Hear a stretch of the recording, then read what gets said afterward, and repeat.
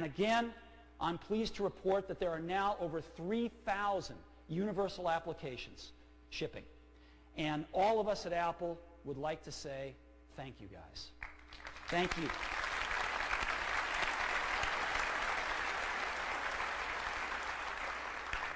You guys have done a phenomenal job in 210 days getting your application shipping universal, and there's a lot more being announced during the developer conference this week. So, this is what we've been doing for the last 5 years. What has our competitor been doing for the last 5 years? Well, they've been trying to ship a single release that's had many names, but is now called Vista. And to give you our thoughts on Vista, I'd like to bring up Bertrand Serlet. Thank you.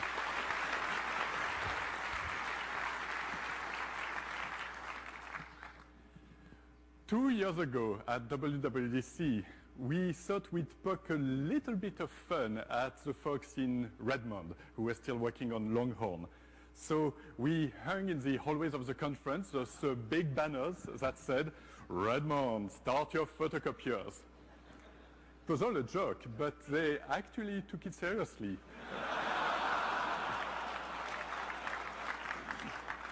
Why am I saying that? Well, let's look at the typical screenshot of Tiger and what we've seen on the latest beta of Vista.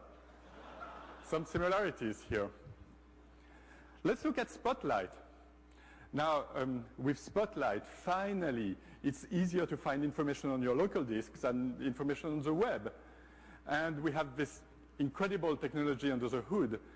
After the WinFS debacle, they've been scrambling to understand how to implement that stuff. Now, in terms of UI, they did a major innovation. Instead of having the menu on the top right, they put it on the bottom left.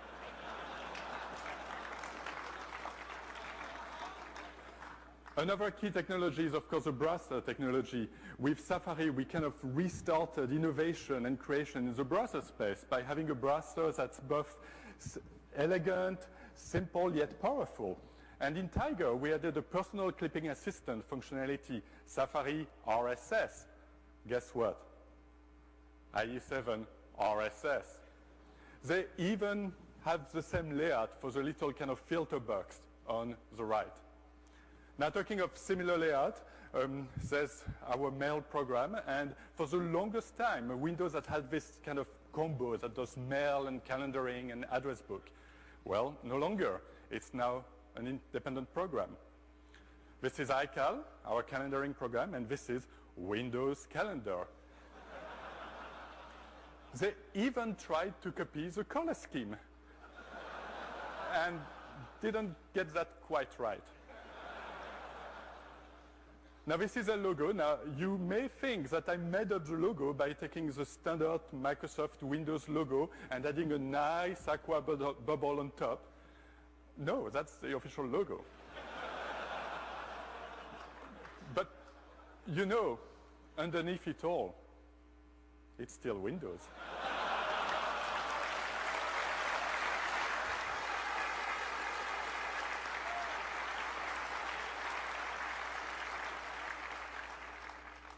It still has the registry as its core.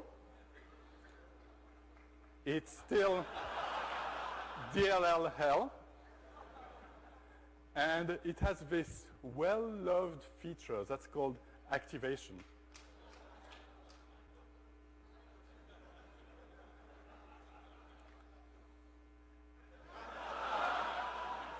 If you can't innovate, I guess you just imitate, but it's never quite as good as the original.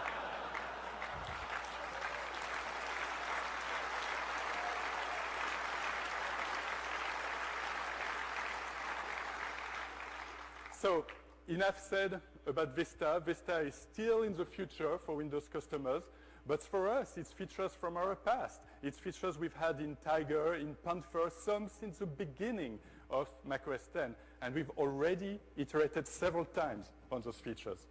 So to talk about the future, our future, I'm going to turn back to Steve. Great job.